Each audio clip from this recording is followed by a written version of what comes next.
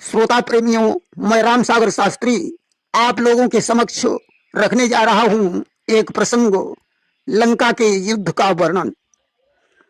देखिए, लंका कांड को कवियों ने राम का मुख माना है। गोस्वामी तुलसीदास जी ने इसे वर्षा ऋतु के समान कहा है कि बरसा घोर निशाचर रारी, असुर कुल साली सुमंगलकारी। देखिए, लक्ष्मण को जनक पर क्रोध आया, सुग्रीव पर क्रोध आया, भरत पर क्रोध आया, परंतु सीता हरण के समय इनका क्रोध कहां चला गया। लक्ष्मण के क्रोध से पृथ्वी डगमगाने लगती थी, परंतु सारी शक्ति भगवान राम द्वारा ही प्रदत्त थी। भगवान के मर्म को लक्ष्मण भी नहीं जानते हैं कि लक्ष्मण यहु मर्म न जाना, और जो कछु चरित रचा भगवाना। भगवान जो करना चाहते हैं वही होता है, उसे कोई बदल नहीं सकता है।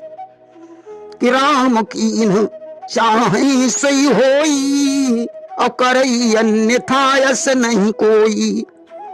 देखिए, मेघनाद द्वारा जब लक्ष्मण के शक्ति लगी तब तो द्रोणागिरि से संजीवनी बूटी लानी पड़ी, परंतु रावण ने जब लक्ष्मण पर शक्ति बाण चलाया तब राम ने लक्ष्मण से केवल इतना ही कहा कि हे लखनलाल, तुम तो काल को भी भक्षण करने की शक्ति रखते हो।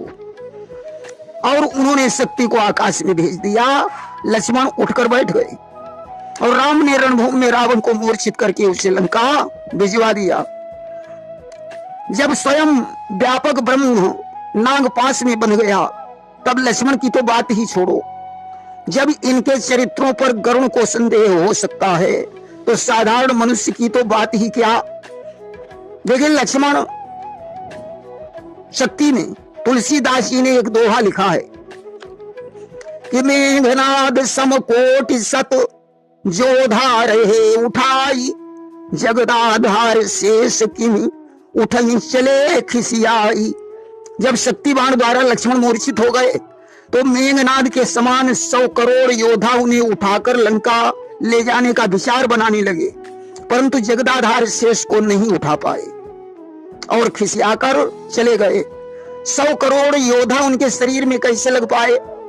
अगर हम एक एक की बात करें तो काफी बड़ी लाइन हो जाएगी और काफी देर लगेगी, तब तक क्या रामादल का कोई व्यक्ति जान ही नहीं पाएगा।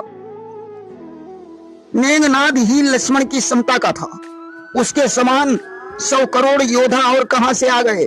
देखिए, कुंभकर्ण भी तो बहुत बड़ा योद्धा था। ये दो वीर परम बली थे, परंतु इनके जैसे लंका में अनगिनत योद्धा थे। लिखा है कि कुमुख अकंपन कुलिस सरद धूम के तु अतिकाय, एक एक जग जीति सक ऐसे सुभट निकाय। दुर्मुख, अकंपन, वज्रदंत, धूमकेतु, अतिकाय आदि ऐसे अनेक योद्धा थे जो अकेले ही विश्व विजय कर सकते थे। श्री राम रावण युद्ध 32 दिन तक हुआ। कुछ ग्रंथों में संपूर्ण युद्ध 84 दिन का बताया गया है।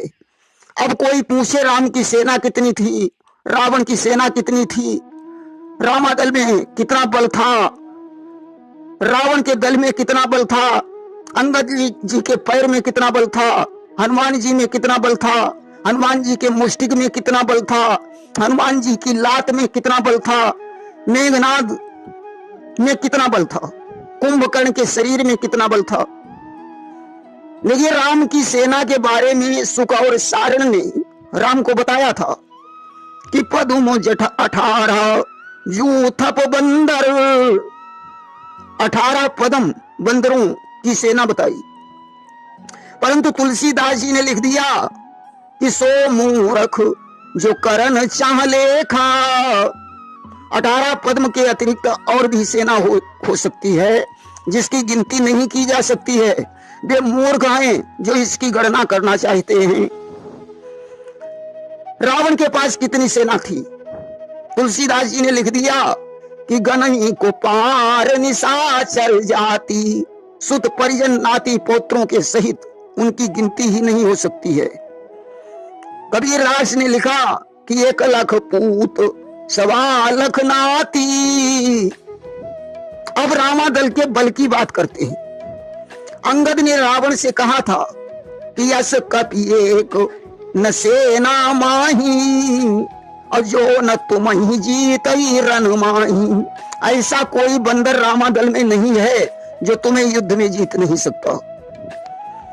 रावण के दल के बल का वर्णन देखें कि एक एक जग जीत सक ऐसे सुभट निकाय। ऐसे ऐसे वीर हैं जो अकेले ही विश्व विजय कर सकते हैं। अंगद के पैर के बल के विषय में लिखा है कि कोटिक मेघनाद सम सुभट उठे हर्षाई। झपटई करई न कपि चरण पुनि बैठई सिरुनाई।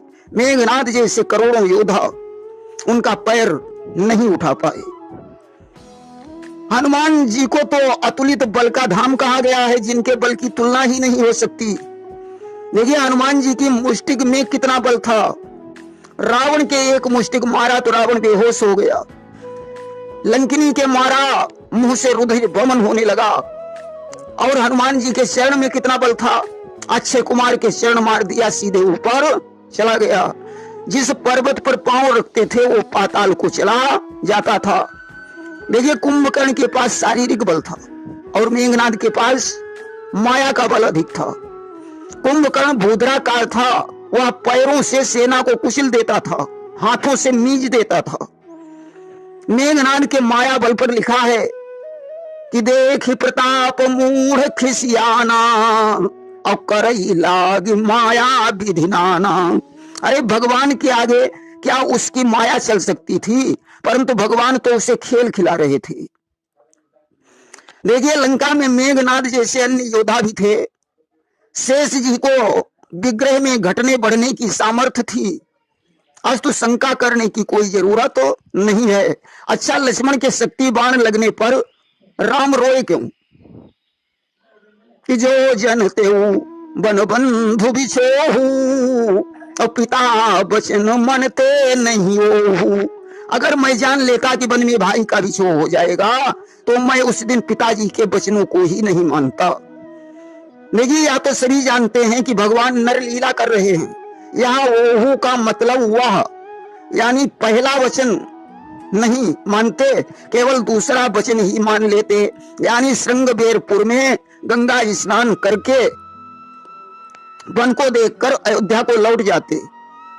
दशरथ ने सुमंत से यही कहा था कि इन्हें वन दिखाकर वापस लौटा लाना। लिखा है कि रथ चढ़ाई दिखराई बन फिर गए दिन चारी।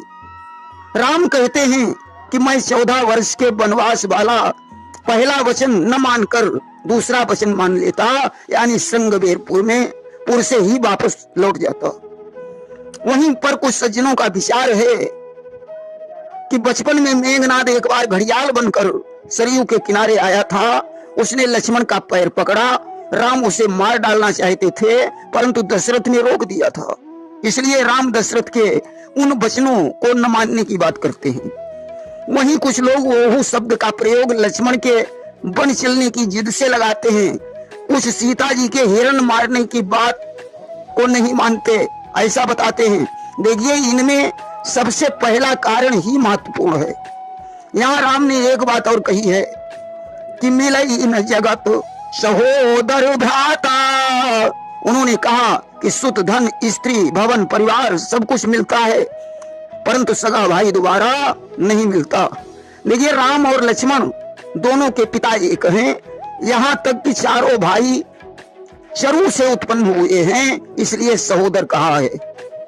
एक चौपाई और शंका पैदा करती है कि निज जननी के एक कुमारा और तात तासु तुम प्राण यधारा।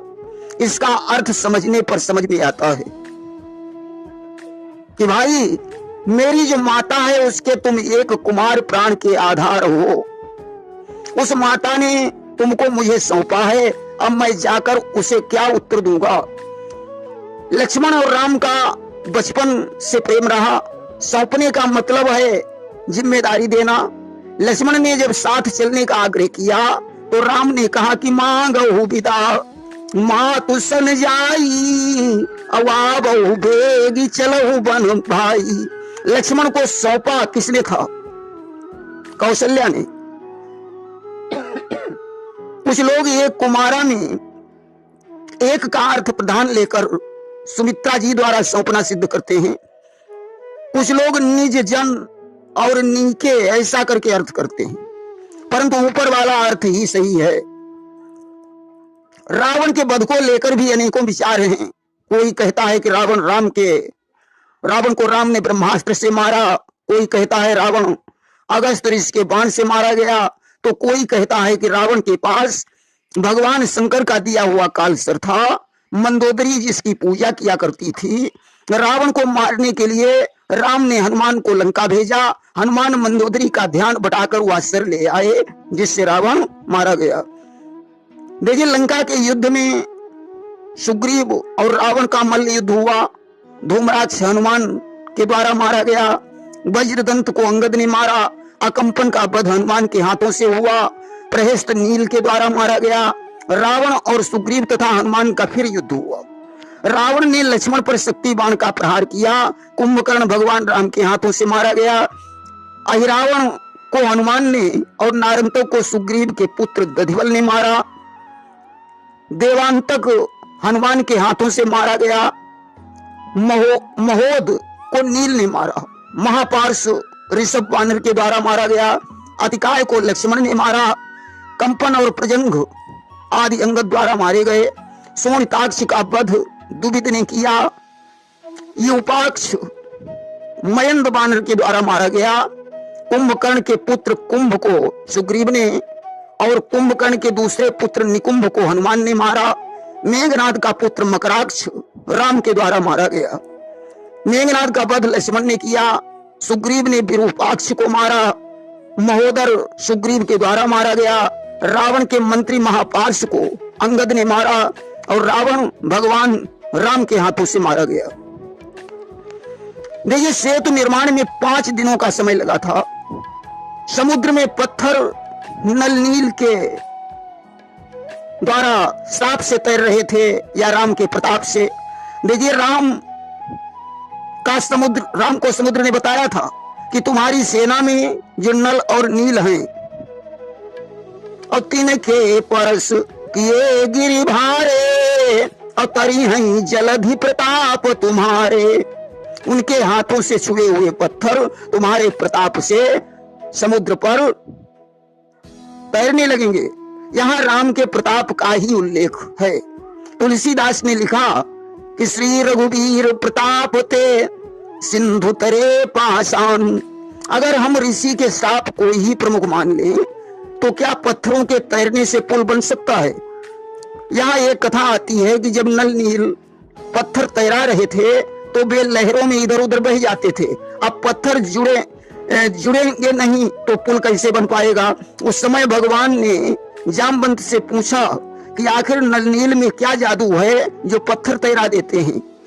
नल नील ने कहा, प्रभु, बचपन में हम लोग जिस वन में रहते थे वहां एक तपोनिष्ठ ऋषि रहते थे। एक दिन हम लोगों ने उनकी शालिग्राम की मूर्ति लेकर आश्रम के पास एक जलाशय में डुबो दी थी। ऋषि ने जैसे तैसे वह मूर्ति ढूंढ पाई। मूर्ति मिल जाने के बाद उन्होंने हम दोनों को श्राप दे दिया कि तुम्हारे द्वारा स्पर्श की हुई वस्तु पानी पर तैरने लगेगी। प्रभु, ये सब आपका ही प्रताप है। भगवान ने कहा, अगर ये मेरा प्रताप है तो एक पत्थर पानी में डालकर हम भी देखते हैं। भगवान ने जो पत्थर डाला वह डूब गया। जामवंत ने कहा, प्रभु, आप अपने हाथों से जिसे छोड़ देंगे वह तो डूब ही जाएगा, आप जिसे पकड़े उसे छोड़े नहीं। जामवंत के दिमाग में एक बात टच हो गई। उन्होंने सोचा कि पुल बनाने में राम के नाम की जरूरत है। उन्होंने एक पत्थर पर रा लिखा और दूसरे पर मां लिखा, नल नील से तैरा दिया। दोनों पत्थर आपस में जुड़ गए। इस तरीके से पुल बनने लगा।